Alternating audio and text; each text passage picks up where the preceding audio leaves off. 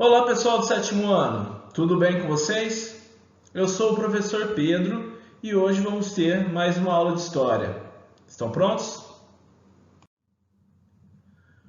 Para vocês acompanharem a aula de hoje, abram na página 173. Hoje vamos trabalhar o módulo 5, a Europa Feudal, uma sociedade de ordens. Pessoal, na aula passada conversamos sobre algumas características do feudalismo. Hoje vamos ver um pouquinho da vida social nesse período histórico. A sociedade feudal, ela era organizada pela forma como as pessoas se relacionavam com a terra. Se era dono e controlavam ou apenas trabalhavam nela.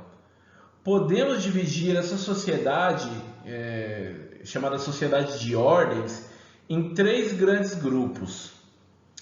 Só um detalhe, sociedade de ordens ou estamental, sociedade de estamentos, é uma sociedade na qual a posição de nascimento da pessoa se mantém ao longo da vida, com pouquíssimas chances de mudança social.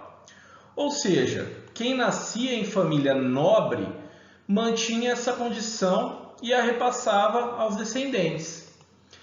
Quem nascia em família camponesa ou sem terra estava preso a essa condição, assim como os seus descendentes. Dois desses grupos controlavam as terras, o terceiro trabalhava nelas. Nessa imagem aqui ao lado, estão retratados os três grupos, as três ordens. É muito comum encontrar essas gravuras com representações da sociedade feudal, beleza? Aqui, essa que eu estou circulando agora, é uma representação do clero. Centralizado, temos um cavaleiro, que faz parte da nobreza, tá até com seu escudo, de batalha. E aqui do outro lado, um membro dos camponeses, servos, que fica fácil de distinguir a partir da utilização da pá, que está nas mãos dessa pessoa, ok? Pessoal, por volta do ano 1030 do século XI, o bispo francês Adalberon de Laon explicou como funcionava essa sociedade de ordens. Ele disse: a casa de Deus está, pois, dividida em três. Uns oram, outros combatem, outros, enfim, trabalham. Este triplo conjunto não deixa de ser um. E é assim que a lei pôde triunfar e o mundo gozar de paz. Como a igreja e os seus membros, o clero, eles eram as principais influenciadoras do modo de pensar da época, essa divisão social era considerada por muitos como parte da vontade de Deus. Então percebam aqui ao lado, essa pirâmide social. No topo dela temos o clero. O clero eram os que oravam. Eles oravam pela salvação de todos. No meio aqui da pirâmide, a nobreza, os que guerreiam. Os nobres eram os que lutavam para a proteção da sociedade. E na base da pirâmide, a maior parte da sociedade, camponeses e servos, que eram os que trabalhavam para alimentar a todos.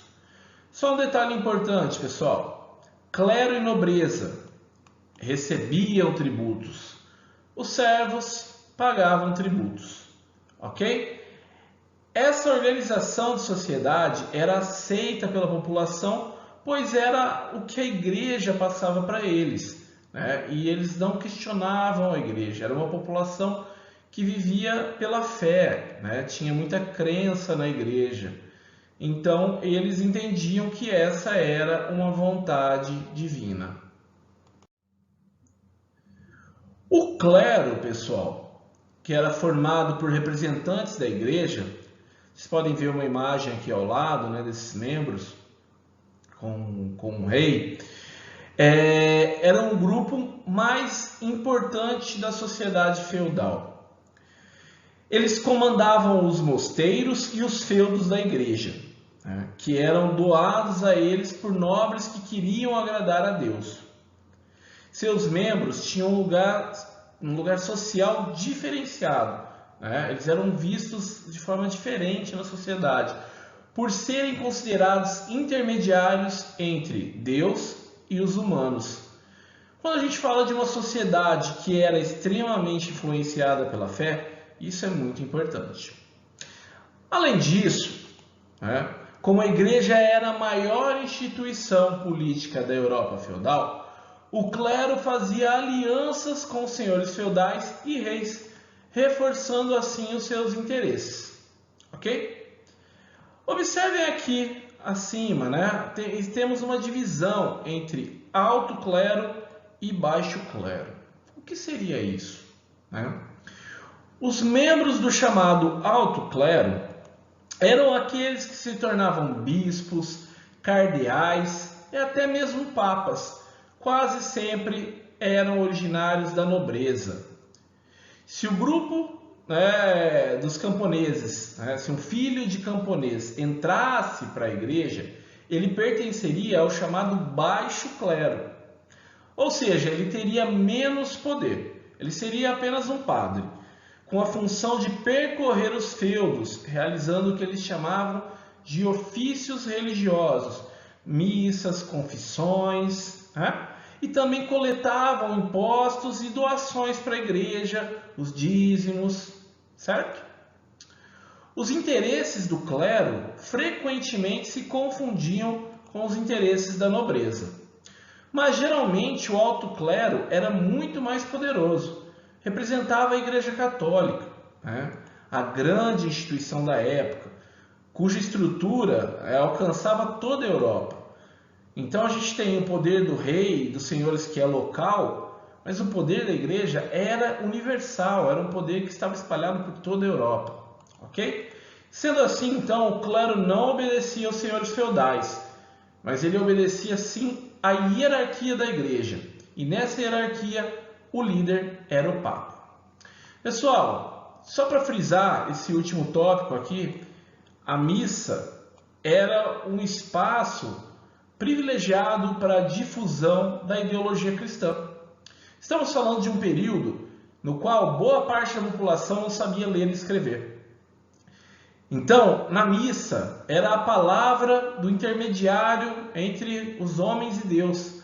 Então, a palavra do clero era a palavra de Deus. Ok?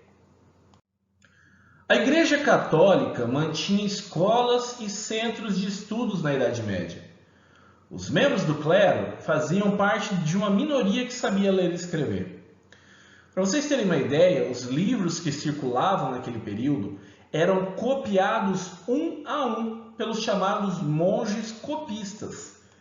Eles se especializavam nessa tarefa. Esse trabalho artesanal, que era muito lento, né? Eles faziam poucas páginas por dia, o que restringia, obviamente, a circulação de livros na Idade Média. As ilustrações, que eram chamadas de iluminuras, são fontes importantíssimas para que os historiadores possam estudar o período medieval. Observem as imagens ao lado, né? Na imagem de baixo, temos aqui dois monges copistas, né? Dois membros então do clero que dedicavam o seu dia a copiar textos, tá? Na imagem de cima já é o produto desses monges copistas. Além de Bíblia, né, eles faziam outros livros que tinham geralmente o tema religioso, ok? Eles copiavam livros, principalmente a Bíblia. E era muito comum então, como eu disse para vocês agora há pouco, as iluminuras, né? Que são esses desenhos, esses detalhes, né? Essas decorações das páginas. Percebam que as páginas eram todas decoradas. As imagens eram uma forma muito importante de ensinar o Evangelho, já que a boa parte da população não sabia ler e escrever. Então, a partir das imagens, eles poderiam ensinar um pouco sobre os ensinamentos de Deus. Pessoal, dando continuidade a essa sociedade estamental, ainda falando dos que possuem bens, posses, estamos falando agora da nobreza. Nobreza era composta então pelos chamados senhores feudais, que se dedicavam à caça e ao combate. Os membros da nobreza, eles mantinham relações de suzerania e vassalagem, tá? Faziam doações de terra em troca de lealdade e fidelidade.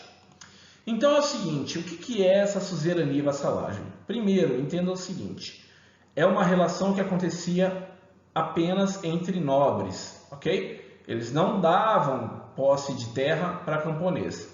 Então, tanto o suzerano quanto o vassalo era nobre, de nascimento pelo menos. Quando um nobre concedia, então doava parte de suas terras a outro nobre, ele tornava-se então o seu suzerano. E o que recebia as terras tornava-se vassalo. Um vassalo, por sua vez, podia subdividir a terra que ele tinha recebido e se tornar suzerano de outro nobre, que seria menos poderoso que ele. Um suzerano sempre podia cobrar auxílio do vassalo, ok? Então, caso ele precisasse, ele ia cobrar principalmente um auxílio militar, ok? Já o vassalo, ele devia lealdade, fidelidade e o auxílio militar ao suzerano, mas não devia obediência, ok? Embora sem grandes poderes na prática, o rei era considerado o maior suzerano do reino, ok? O nobre que tinha a posse de um feudo, fosse ele suzerano ou vassalo, era um senhor feudal. O senhor feudal era a autoridade máxima dentro das terras que ele recebia, Por meio dessa autoridade, dessa autonomia, ele exercia o poder de justiça. Ele criava e aplicava as leis, por exemplo, em casos de conflitos, ok? Essa doação de terra era feita numa cerimônia. Essa cerimônia era chamada de investidura. Nela, o vassalo se ajoelhava para o suzerano e beijava as mãos dele. O suzerano, então, tocava o ombro do vassalo com uma espada, investindo nele o direito sobre as terras doadas. Como a escrita era pouco usada nessa época, as cerimônias eram muito importantes para tornar conhecidos, de conhecimento público, os compromissos e obrigações de seus participantes, ok? Na imagem ao lado, vocês podem perceber que é uma cerimônia desse juramento de lealdade, uma investidura. Então percebam que aqui tem o vassalo que está ajoelhado, ok? E o suzerano está recebendo esse juramento. É uma miniatura francesa do século XIII. Também na condição de senhores feudais, os nobres recebiam tributos que eram pagos pelos camponeses. Os nobres, por sua vez, pagavam também tributos à igreja. Esses nobres passavam a maior parte do tempo da sua vida dedicando-se à preparação militar. É uma herança que eles tiveram dos germânicos, Eles se achavam herdeiros daquela tradição guerreira, então se consideravam, eram conhecidos como cavaleiros. Então, os nobres combatiam. Os feudos eram deixados como herança para os filhos primogênitos. O que é o primogênito? É o filho mais velho, que nasceu primeiro, ok? Quando o pai morria, os demais irmãos ficavam sob a autoridade do irmão mais velho. As filhas, quando se casavam, iam viver com os maridos em outros feudos. Quando elas não se casavam, também obedeciam ao irmão mais velho. Ou partiam para viver na igreja, ok? Note que os irmãos mais novos também eram nobres, mas não possuíam o controle das terras, a menos que seus irmãos mais velhos lhe doassem pedaços da terra, por meio das relações que nós já vimos de suzerania e vassalagem, ok? Em tempos de paz era muito comum torneios, né, organizados pelos nobres, caçadas, representações de combates, disputas entre cavaleiros eram razões para que os nobres se encontrassem nos chamados momentos de lazer.